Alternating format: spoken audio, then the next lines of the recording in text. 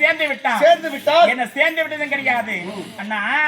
ஒரு யானையை சுமக்க முடியாத இந்த தாலியை என் கைத்துல கட்டின அந்த அர்ஜுன மகாராஜ. இந்த தாலி அவன் கஷ்டம். ஆமா, கஷ்டமா தான் இருக்குதுடா.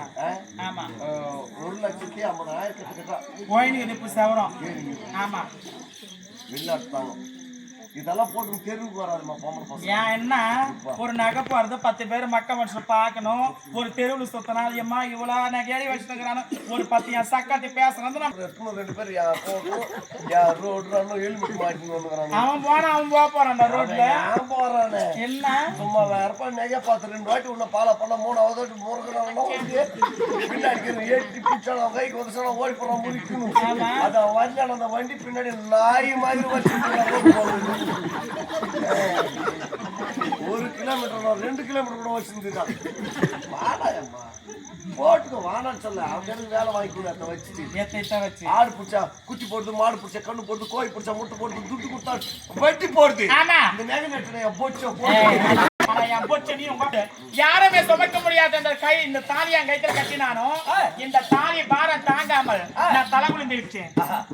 எப்பொழுது தலை குளிந்தனோ அண்ணா மாய கோபால கண்ணா இந்த தாலி பாரம் என்னால சுமக்க முடியல. இந்த தாலி பாரம் என்னால சுமக்க முடியல. இந்த தங்கையை காத்து ரசிக்க வேண்டும். என்னுடைய அண்ணனை நான் கூப்பிடும் போது மாய கோபால கண்ணு என் நெருந்துக்கு தோண்டி அம்மா லீனாயகமே உனக்குன்னு பிறந்தவன் அர்ஜுனன். ஒரு பெண்ணுக்குன்னு பார்த்த ஒரு முறை தான் தாலி ஏறணும். அப்படி தாலி ஏறனா அவன் சுமங்கலி, தாலி இறங்கினா அவன் அம்மங்கலி. எனக்கு ஒரு முறை தான் தாலி ஏறிச்சு. எனக்கு வீட்டுக்காரனை பார்த்து அர்ஜுன மகாராஜன் தான்.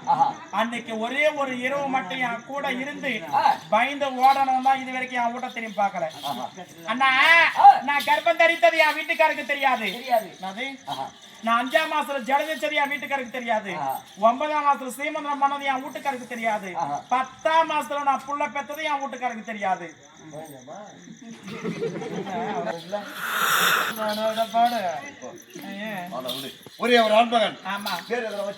என்னுடைய மகன் அழகாக பிறந்தனா அவனுக்கு அழகிய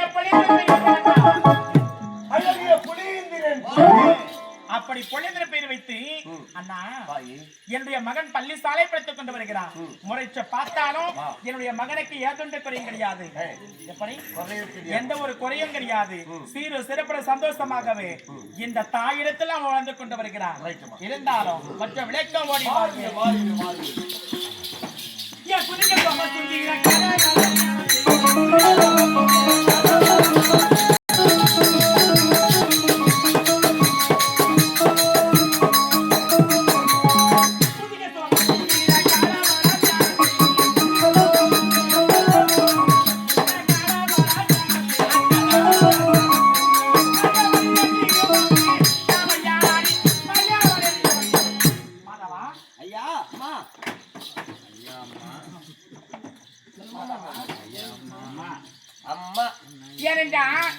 எனக்கு ஒரே ஒரு மனக்குறை.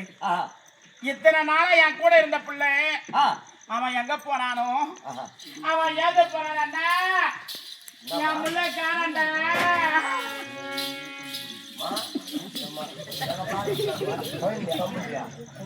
ரொம்ப பாசம் பார்த்து அண்ணா அவன் காலையில போனா இது வரைக்கும் வீட்டுக்கு வரலடா. அவன் எங்க போனானோ என் புள்ள எங்க கேடானோ ஏதோ சோறு கூட சொல்லிடாம